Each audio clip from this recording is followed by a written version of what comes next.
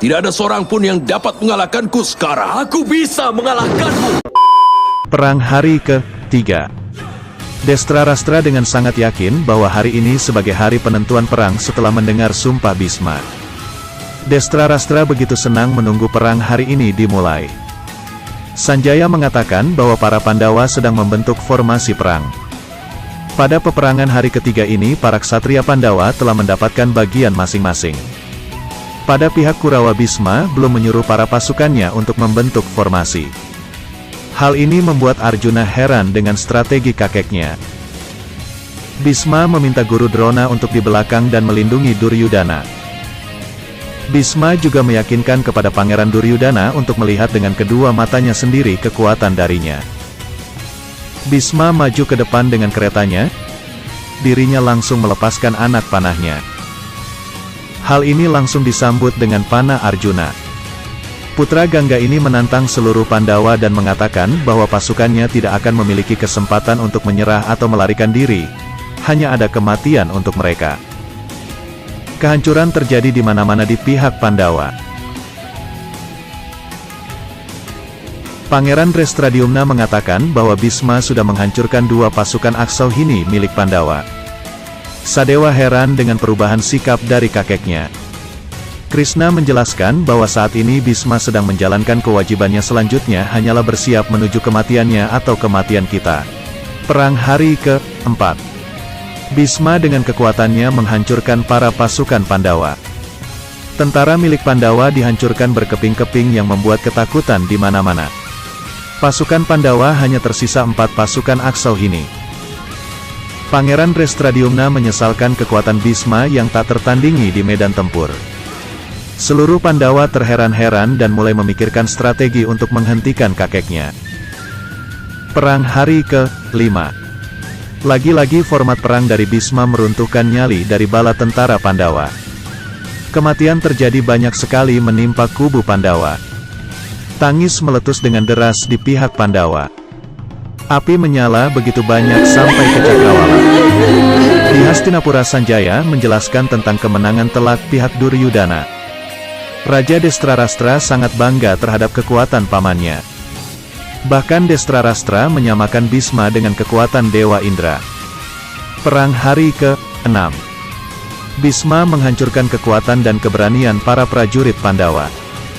Dengan amarahnya, seolah Bhisma sudah tidak memiliki hati nurani. Dirinya begitu beringas dan ganas meluluh ratakan pasukan lawannya.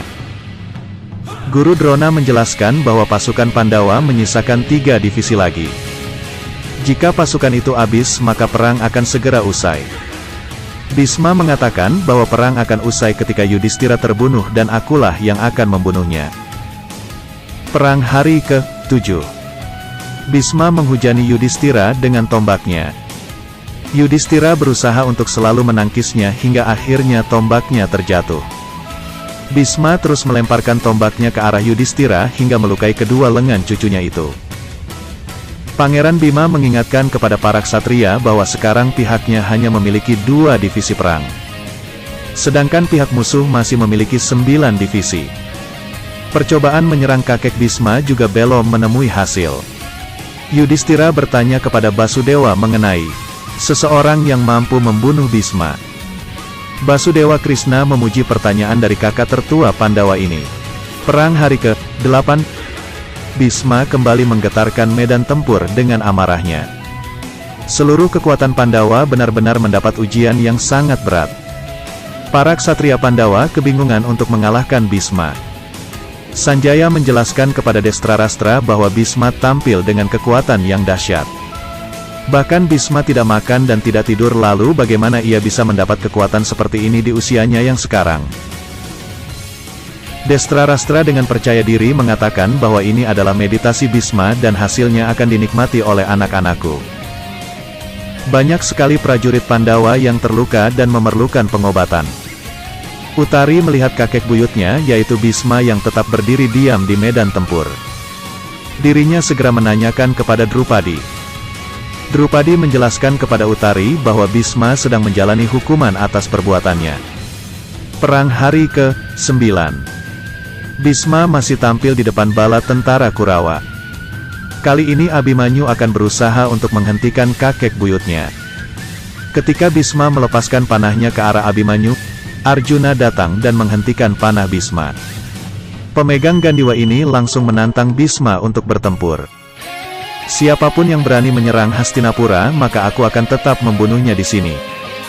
Basudewa menatap tajam ke arah Bhisma. Episode berlanjut ke 201. Siapapun yang berani menyerang Hastinapura, maka aku akan tetap membunuhnya di sini, kata Bhisma kepada Arjuna dan Basudewa Krishna. Basudewa menatap tajam ke Bhisma. Sri Krishna mengatakan bahwa kau tidak sedang menunjukkan kekuatanmu, namun menunjukkan kelemahanmu. Hal ini membuat Bhisma membidik kembali anak panahnya. Basudewa juga mengingatkan Bhisma tentang aksinya melawan ahli warisnya. Basudewa Krishna dengan Bhisma yang agung mulai berdebat dengan serius mengenai sumpah-sumpah dan tradisi dan juga kondisi. Basudewa Krishna mengatakan bahwa karakter dari Bhisma sudah kotor dan ternoda. Dengan mendengar hal ini Bhisma marah dan menganggap Basudewa melewati batasnya. Bhisma yang agung mengatakan bahwa kewajiban adalah kebenaran, maka tidak ada yang bisa mengalahkannya pada perang ini. Tidak ada seorang pun yang dapat mengalahkanku sekarang. Tidak seorang pun. Aku bisa mengalahkanmu. Krishna dengan suara lantang mengatakan bahwa dirinya bisa mengalahkan Bhisma. Krishna mengingatkan Bhisma agar tidak menyulut amarah dari sang Narayan ini. Kata-kata Basudewa Krishna dan Bhisma yang agung semakin memanas. Krishna mengatakan ia bisa membunuh Bhisma kapanpun. Bhisma mengangkat busurnya dan mengarahkan panahnya kepada Basudewa Krishna. Adik dari Balarama ini melompat dan turun dari keretanya. Bhisma masih dengan anak panah di tangannya yang diarahkan kepada Basudewa yang mulai berjalan maju mendekati Bhisma. Basudewa Krishna mengatakan bahwa dirinya tidak membutuhkan senjata apapun untuk membunuh Bhisma. Basudewa Krishna dapat membunuh Bhisma hanya dengan roda kereta. Krishna mengangkat roda kereta dan Bhisma sedang membawa anak panah dan busur di tangannya. Bhisma melepaskan anak panahnya mengarah kepada Basudewa, namun keajaiban terjadi ketika seluruh anak panah Bhisma berhenti di hadapan Basudewa Krishna. Bahkan seluruh alam pun ikut berhenti. Putra Gangga terkejut melihat kejadian ini dan mempertanyakannya kepada Basudewa. Roda yang dipegang Basudewa berubah menjadi cakra Sudarsana. Basudewa Krishna menunjukkan kepada Bhisma yang agung bahwa dirinya adalah dewa yang paling utama. Bhisma segera turun dari keretanya dan maju untuk meminta maaf kepada Basudewa. Bhisma menyadari bahwa ia telah melewati batasnya sehingga Basudewa rela untuk melanggar sumpahnya. Sri Krishna memberikan nasihat dan teguran kepada Bhisma yang agung. Putra Gangga ini berlutut di hadapan Basudewa dan meminta Basudewa agar mengakhiri hidup Bhisma. Basudewa Krishna mengabulkan permohonan dari Bhisma. Basudewa mengembalikan cakra Sudarsananya untuk menjadi roda kereta kembali. Arjuna melompat dari keretanya dan berlari menuju Basudewa Krishna yang hendak membunuh Bhisma. Arjuna mengingatkan Basudewa kepada sumpahnya dan efek yang akan dihadapi di masa depan. Basudewa akan membunuh Bhisma. Arjuna menghentikannya dan memohon agar Basudewa memberikan kesempatan kepada Arjuna mengerahkan semua kemampuannya untuk melawan kakek Bhisma. Basudewa membuang roda kereta yang ia pegang sebagai tanda ia mengabulkan permohonan Arjuna. Kemudian dirinya menghampiri Bhisma dan menyuruh Bhisma untuk berdiri. Bhisma menjelaskan bahwa kematiannya sudah ditakdirkan di tangan Sri Kandi. Putra Gangga ini berjanji kepada Basudewa akan menunggu Sri Kandi datang. Dia juga bersumpah bahwa ia akan tetap melindungi pasukan Hastinapura tetapi tidak akan membunuh pasukan Pandawa lagi dengan tangannya.